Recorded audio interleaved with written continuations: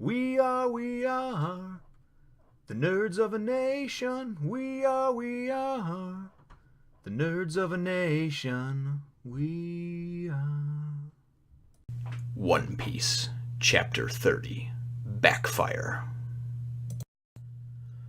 Well, hello, my brothers and sisters of the Nerd Nation. I am Jim, of course, the constant in this series, here to bring you another review from the amazing and wonderful tale of One Piece. The last chapter left our compatriots, I guess you may call them, fighting Captain Kuro's crew. Well, actually, it's now, I guess, Django is the captain, and the Black Cat pirates, and Nami and Usopp were starting to get their asses kicked, and right at the end of the chapter, Luffy and Zoro arrived, and it just beat the shit out of them. So this chapter, though, boy, I tell you, it's it's one of those where you just got to wipe the sweat off your brow after you're done with it, because it really is. It's pure adrenaline from start to finish. A real great read, a fun read, and kind of one of those, I can't wait to finish recording this as much as I enjoy doing these reviews so I can read the next chapter. The chapter actually starts out, and it shows Klahadore, or Captain Kuro, whatever you'd like to refer to him as. He's posing as Klahadore the butler for the last 3 years to enact this plan and kill Miss Kaya and take her money. So Klahadore is pretty pissed off. His pirates are late. The plan that was supposed to be carried out at dawn. He's sitting there just kind of bored, eagerly awaiting. He is talking to himself and making threats about they must have been late, or they must have started late, or whatever. There's going to be hell to pay. I'm going to cut some throats. They know the price of crossing me, and I'll kill every last one of them. So he's pretty irritated. We also see the body of the other servant that he had killed a few hours before the night before, in anticipation of his plan coming together. So we are then taken back down into the midst of the action with Usopp and Nami. Luffy, Usopp still recovering from his wounds, still licking his wounds, so to speak.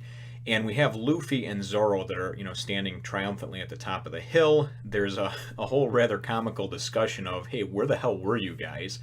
And Zoro's like, I was marooned at the bottom of this hill, this quagmire, and by you, because Nami's the one that's asking him. And Nami said, well, it's better that somebody got out than both of us getting stuck. And Zoro says, should have been you that got stuck, and he's basically saying, I'm the better fighter, I'm the one better equipped for this. And then, they say, what about Luffy? I thought you knew where you were going. And he says, no, I only had a general idea of where I was going.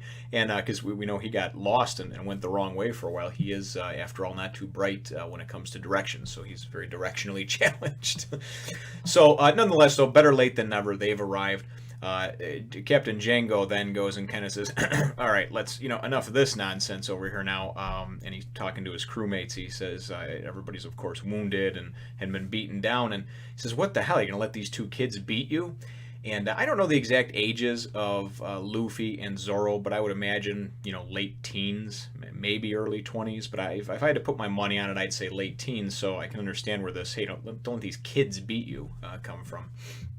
So anyway, he says, when I say 1, 2, Django, you're all going to basically have godlike strength. Your wounds are going to heal instantly, and you're going to have superhuman strength, and you're not going to feel anything, nothing's going to hurt you. So Nami's kind of like, hey, look, whatever, he's going to try to hypnotize them and this and that, and they just sort of think it's some sort of trickery, it's not going to work. He does the 1, 2, Django.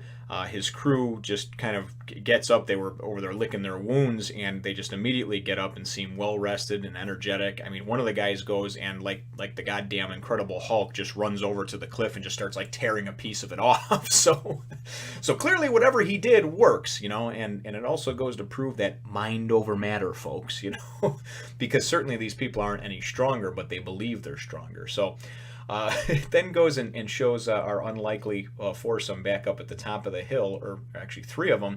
And Zoro says, you know what, you guys stay back here, let me and Luffy take care of. And then he kind of looks around like, where the hell is Luffy? Well, Luffy, again, got hypnotized and was drawn in, so he also has the crazy godlike power as well.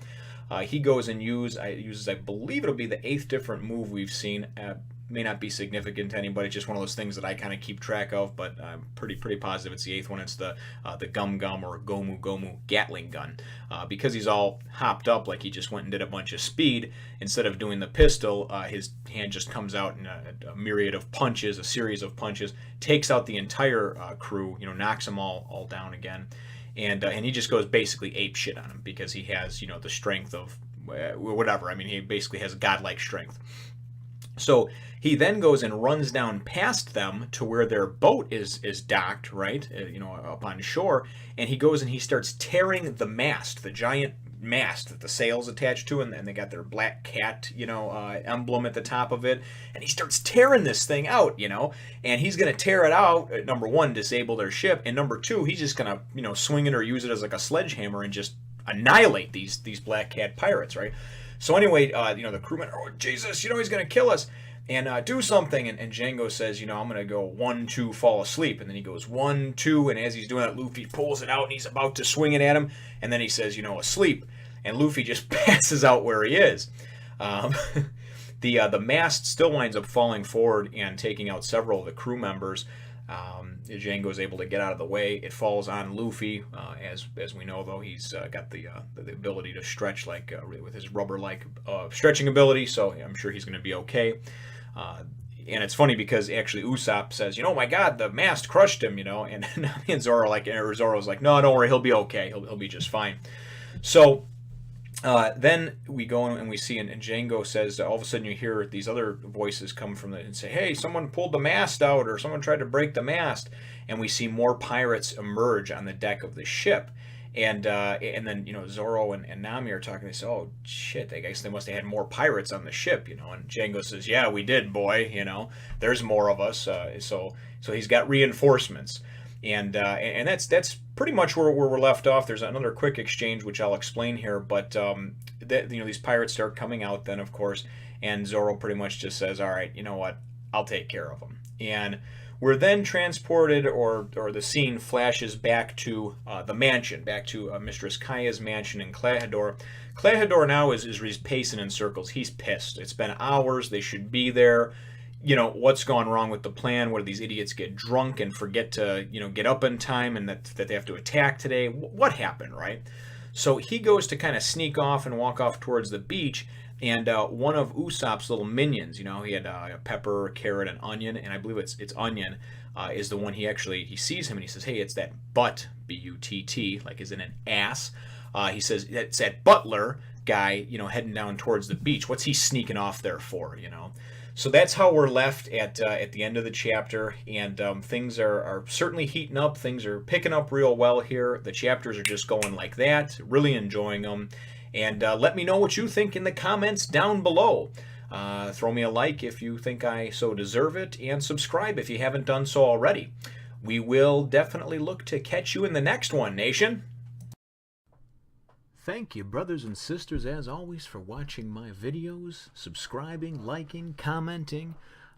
Feel free to take a look at some of the other videos that I have up here, and subscribe if you haven't already. Spread the word and bring others into the Nerd Nation, and we'll catch you in the next one.